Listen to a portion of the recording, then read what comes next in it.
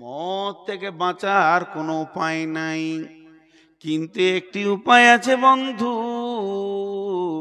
হাদিসের ভাষাতে ইয়াসসারাল্লাহু হাতফাহু, আসান মত। তবুও মদকে নিতে হবে আসান মত। আসান মত কাকে বলে?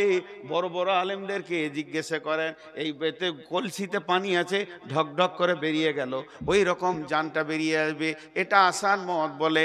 বিশ্বনবী বলেছেন আসান মত হলে একটা পিঁপড়ে কাটলে যতটা লাগে অতটা লাগবে, এটা আসান মত।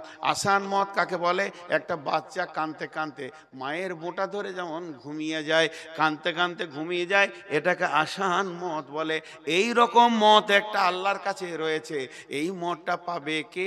পাবে কে?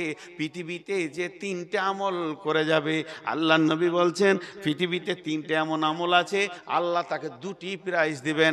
মানসালাসা কুন্না ফিহি, এখানে যে তিনটি জিনিস করবেন, হাদিসটা বর্ণনা করছেন জাবের রাদিয়াল্লাহু তাআলা আনহু, আর বলছেন মানসালাসা কুন্না ফিহি ইয়াসসারাল্লাহু আতফাহু ওয়া ইয়াদখালাহু জান্নাতাহু।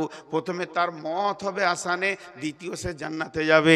জান্নাতে যাবে, মত হবে আসানে, জান্নাতে যাবে, মত হবে আসানে। আমল তিনটে যদি কেউ করে, এক নম্বর হলো রিফকুন বিজাইফ, কমজোরকে যে সাহায্য করবে, বুদ্ধিতে কমজোর, শক্তিতে কমজোর, মানে চিন্তায় কমজোর, আর টাকা পয়সা কমজোর। ভাই ভাতিজা অসুস্থ পড়ে আছে, টাকাতে কোলাতে পারছে না, গোপনে গোপনে গোপনে গোপনে কিছু দান করলেন, এই রকম কমজোরকে যে সাহায্য করবে। আর দুই নম্বর হলো সাফকাতুল ওয়ালিদাইনে, অঙ্গভঙ্গিতে, ভাষাতে আর চেহারাতে, কথাবার্তায় যে মা বাপের কলিজাকে ঠান্ডা করে রেখে দিবে যে সন্তান, যার কথাতে, যার অঙ্গভঙ্গিতে। মা একবার বলেছে মিজানুর, আব্বা একবার ডেকেছে মিজানুর, সে হাসতে হাসতে বলবে জি আব্বা। আব্বা জি কি বলছেন বলেন? আব্বা আপনি যা বলবেন আমি রেডি আছি। বাপ যদি বলে তোর কোনো কাজ আছে নাকি? জি আব্বা আপনার হুকুম শোনাইটাই তো আমার কাজ, আমার অন্য কোনো কাজ নাই। মায়ের কলিজা আব্বার কলিজাকে যে ঠান্ডা করে দেবে, তার মত হবে আসানে, হাসতে হাসতে জান্নাতে যাবে। তিন নম্বর হলো এহসানুল মামলুক, তার ঘরে যে লিভারগুলো আসছে পেটের দায়ে কাজ করতে, ওই লিভারদের সাথে যে মিষ্টি ব্যবহার করবে, তাদেরকে কষ্ট দেবে না, ধমকাবে না, ছোট উঁচু নিচু কথা বলবে না। সে তার ছেলে মেয়েকে ঘরে রেখে এসেছে, পেটের দায়ে তোমার ঘরে মাটি করেছে, ডালি করে করে মাটি বলছে, ওই লোকটাকে তুমি ধুমকে কথা বলিও না, ওর কলিজাতে আঘাত দিও না। বিশ্বনবী বলছেন মত হবে আসানে, হাসতে হাসতে জান্নাতে যাবি। দেখেন ভাই, এখন আমি আপনাদেরকে এই কই শামসুজা করে এই টেবিলটা খালি কর, এই টেবিলের নিচে নামিয়ে দে। আমি আপনাদের বারবার বলেছি, শ্রেণীগতভাবে মনে করবেন, যে মুরব্বী আছেন আমাকে ছেলে মনে করবেন, আর যে আমার সমবয়সী আমার বন্ধু, আর যে একবারে ছোট সে আমার ছেলে।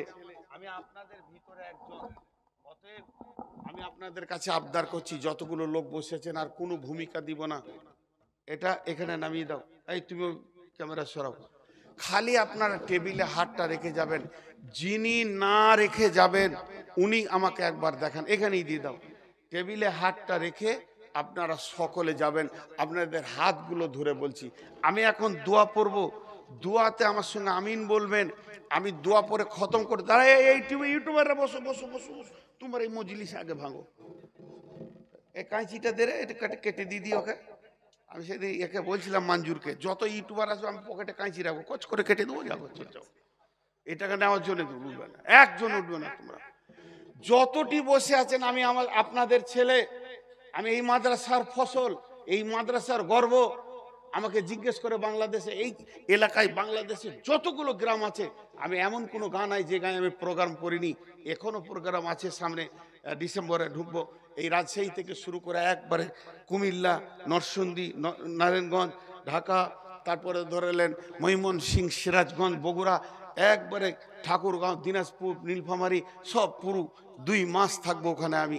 তো কথা হচ্ছে যে আমি, তারপরও আমাকে জিজ্ঞাসা করে যে আপনি কোন মাসে পড়েছেন, বলে ভাই দেখাবার লয়, তার কাটার কাছে গেলেই দেখতে পাবেন। আপনাদের ধারেই ছিলাম খানিকটা, তো ওরাও খুশি হয় বিধায় আপনাদের কাছে এই পাড়ার সবাই জানে যে আমি দেওনাপুরের ছাত্র, কারণ মাঝে মাঝে আমি বর্ডার পার হয়ে চলে যেতাম। তো আপনাদেরকে আমি বলছি, আপনারা আমার আপনজন, নিজের লোক। আমি বক্তালাই আপনাদের কাছে। আপনারা বলবেন আমাদের ছেলেটা এসে 1.5 ঘন্টা বকে গেল অসুস্থ বলে। তা আপনাদের কাছে আবদার রাখছি, একজনও ওইদিকে যাবেন না। সবাই 1000 টাকা করে দিবেন, না আছে 200 দিবেন, 500 দিবেন, না আছে 10 টাকা, 20 টাকা, 50 টাকা দিবেন। যদি না থাকে তো আপনি 1 টাকা দিবেন। শেষ কথা বলছি, আপনার কাছে 1 টাকা নাই, নাই থাকতে পারে, কাপড় চেঞ্জ করে পরে এসছেন, টাকা নাই, কিছু লিখিয়ে দেবেন, নাহলে খালি হাতটা এই এতে রেখে যাবেন টেবিলে, আর বলবেন আল্লাহ তুমি বরকত দাও, আর কিছু চাই না।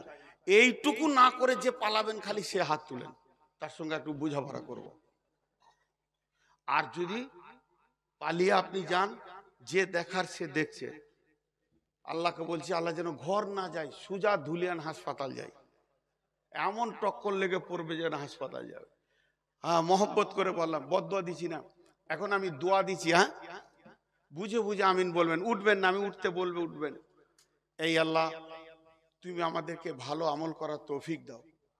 সকলে সকলে বলো, সকলে, এটা দোয়া, এটা গভীর রাত, তাহাজ্জুদের টাইম, আল্লাহ কবুল করবেন। এই আল্লাহ, তোমার নবী তোমার কাছে যা যা চেয়েছে তাই দাও। তোমার নবী তোমার কাছে যা চাইনি, ঘৃণা করেছে, তুমি ঘৃণা করো, তার থেকে আমাদেরকে বাঁচিয়ে রাখো। এই আল্লাহ, সন্ধ্যা থেকে এই পর্যন্ত যত কোরআন হাদিসের কথা হয়েছে, তুমি আমল করার তৌফিক দাও। এ আল্লাহ, আমাদের মা বা ভাই বোন, আত্মীয় স্বজন, ওস্তাদ, শিক্ষক, মাস্টার, ইমাম, মজ্জেন, ডাক্তার যারা কবরে চলে গেছে, তাদের কবরগুলোকে তুমি নূরে মানোয়ার করে দাও, তাদের গুনাহগুলোকে মাফ করে দাও।